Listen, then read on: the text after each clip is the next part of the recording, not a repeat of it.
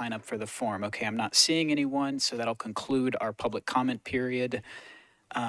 We'll start with our proposed consent agenda. I have every item on the committee's agenda except for item 2 on a proposed consent agenda.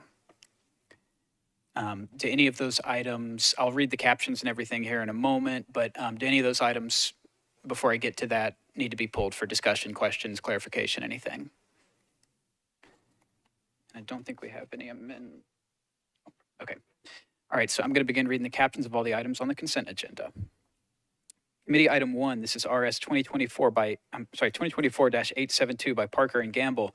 This amends ordinance number BL 2024-202 to authorize the Metropolitan Government to modify the linear feet of sanitary sewer mains and quantity of sewer manholes to be abandoned and accepted, to accept additional sanitary sewer main, and to update map and parcel information for now 3 properties located at 101 Berry Street and 660B and 661B Joseph Street, also known as River Chase Apartments, for Vision 1.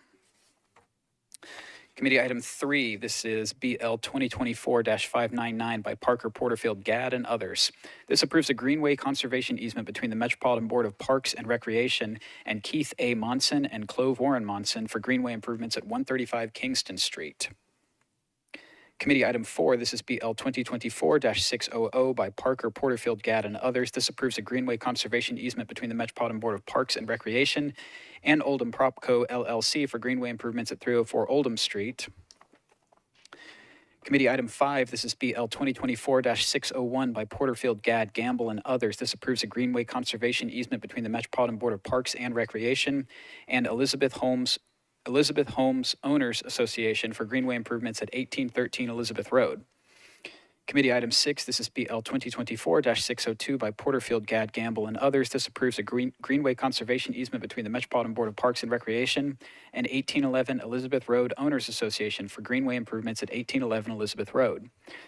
Committee item 7, this is BL 2024-603 by Porterfield, Gamble, and Parker. This authorizes the granting of permanent easements, temporary construction easements, and access easements to Piedmont Natural Gas Company on certain properties owned by the Metropolitan Government located at 1591, 1595, and 1599 Emerald Drive.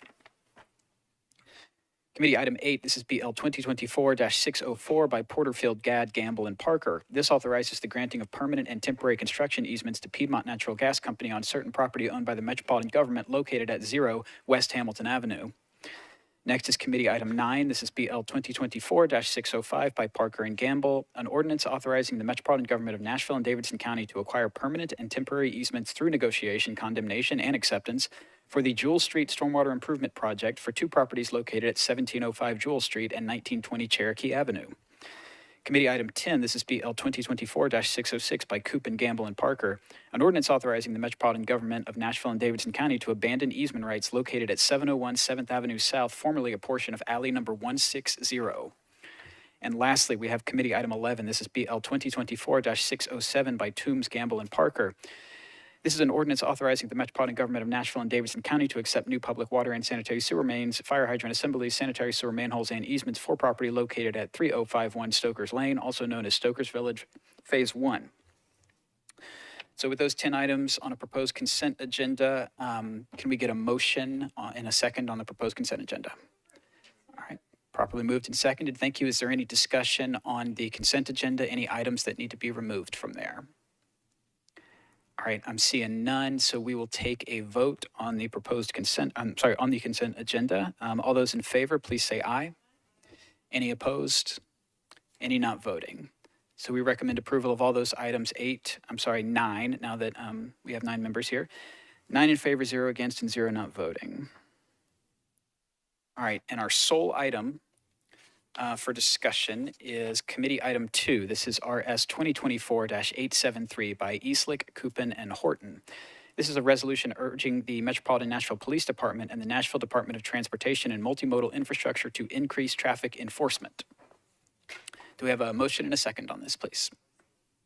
All right, properly moved and seconded. So I pull this off consent. We mostly would be dealing with the Nashville Department of Transportation in this committee.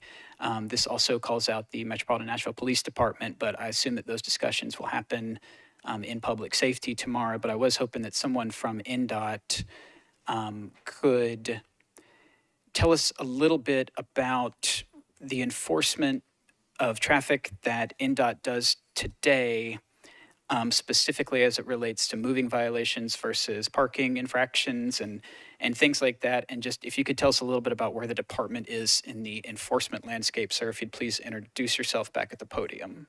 Thank you. Matt Purvis, I'm the council liaison for the Department of Transportation.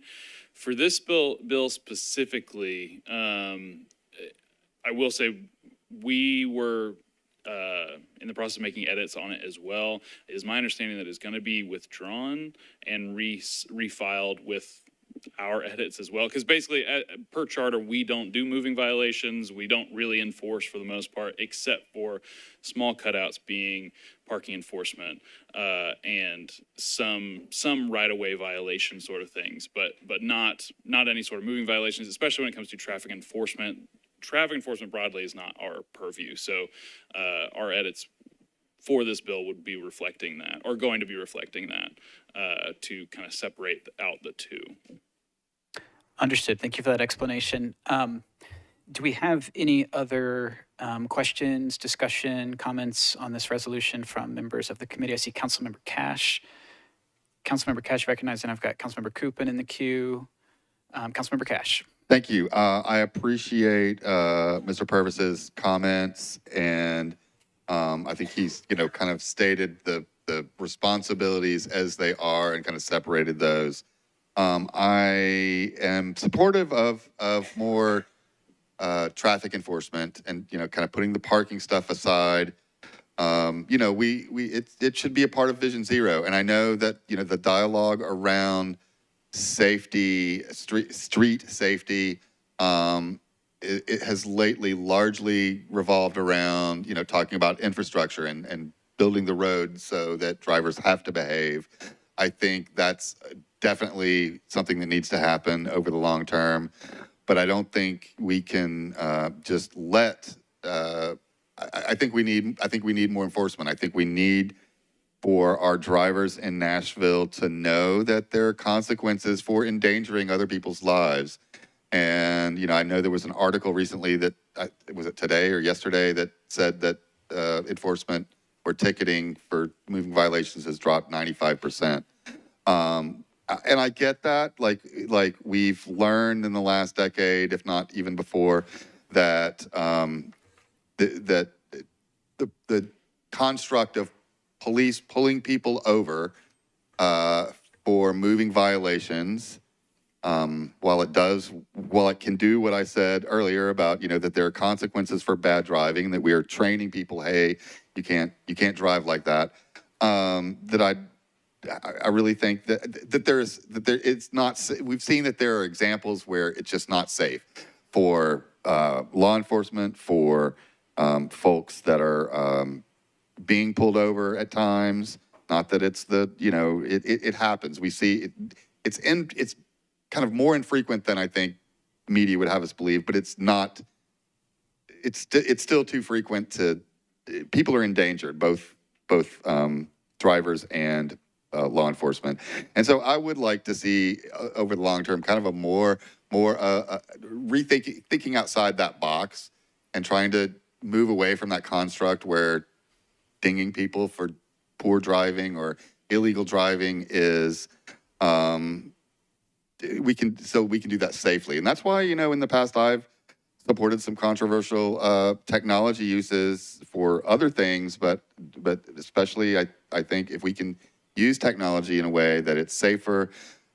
Certainly wouldn't suggest that NDOT should start pulling people over and putting themselves in the danger that pullovers can do. But I would like to kind of see us kind of reframe and think about ways that we can continue to enforce unsafe or continue to penalize for unsafe driving while we're kind of moving out of that pulling people over construct. And so I just wanted to add that to the discussion. I know this is a resolution and we're asking for better enforcement, and I hope we'll continue that conversation, but I would like to see kind of a construct shift on how we do that.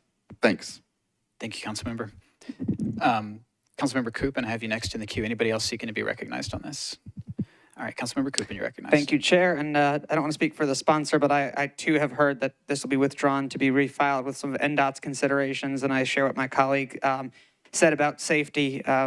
We lost a few lives in downtown over the last couple of weeks because of drunk drivers, because of reckless drivers. And that's part of what brought me and Councilman Easlick to bring this resolution forward. We've both had extensive conversations with MMPD, with NDOT, around enforcement, around increasing, we're seeing people driving drunk, people running red lights, people engaging in unsafe behaviors. And so making sure that that's enforced and that people are aware of the rules of the road and are following them.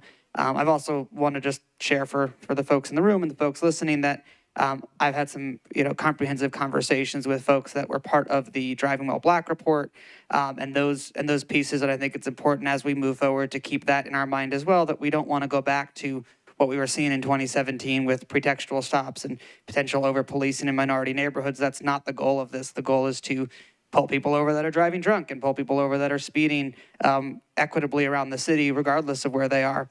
So I think it's an important balance to strike. I know that I've been having some really powerful conversations about what that balance looks like and intend to continue to do so. Thank you, Councilmember. And yeah, that's something that I'm hoping to hear from the department in public health and safety when this does come to them, if it's tomorrow or at a future meeting, is how they're better equipped today to handle the landscape of returning to more active traffic enforcement, given the disparities that were found in that report, the Driving While Black report. So thank you for highlighting that, and I'll look forward to a conversation in public health and safety where there will be a representative of the police department present, which there is not here today. I saw Councilmember Benedict. Councilmember Benedict, you are recognized. Thank you, Chair. And so I'm grateful that this resolution is being pulled. I guess and I'm not going to be able to make it to public safety tomorrow, so I hope that MNPD will hear that the conversation that was just had and that gets expounded upon tomorrow, and that the Driving While Black report came out and we've seen a 95% reduction since then. To me, that sounds like I'm failing history class, so I'm just going to pretend history doesn't exist anymore. And that's not the right approach. We have to have a better approach from MNPD, and I think working with NDOT's a good thing. I would want to see, as a part of this, again, this is outside of the scope of this committee, but how dangerous are traffic stops? How often are our officers put in danger during a traffic stop, such that potentially, is there a way to do this with an officer that's less, anyway, that's the point of the resolution, is to find a way to do it more, just to do it more and better. But I would just encourage everybody with that eye tomorrow from MNPD to say, we shouldn't just stop. Stopping's not the right answer. We need to be able to do this, and let's do it right. I believe it can be done. I believe our police force can do it right. I think we just got to get back in the rhythm of doing it. Thanks. Thank you, Councilmember. So we have on the floor a motion to recommend approval of this. We've heard from two folks who are not the lead sponsor that it is likely to be withdrawn, or that the sponsor intends to withdraw it. Not having a sponsor present, I don't know what is the most appropriate thing. So I see Councilmember Allen seeking to be recognized. Councilmember Allen. Thank you, Mr. Chair. Two questions. I think the discussion is going to be really important. So I want to make sure if we did decide to recommend withdrawal or whatever here, that would not preclude discussion tomorrow in health and safety, because I think that's the appropriate context to discuss the MNPD piece of it. And I think that's an important conversation to have. So if our council can tell us what recommendations leave that option open, that would be helpful. Oh.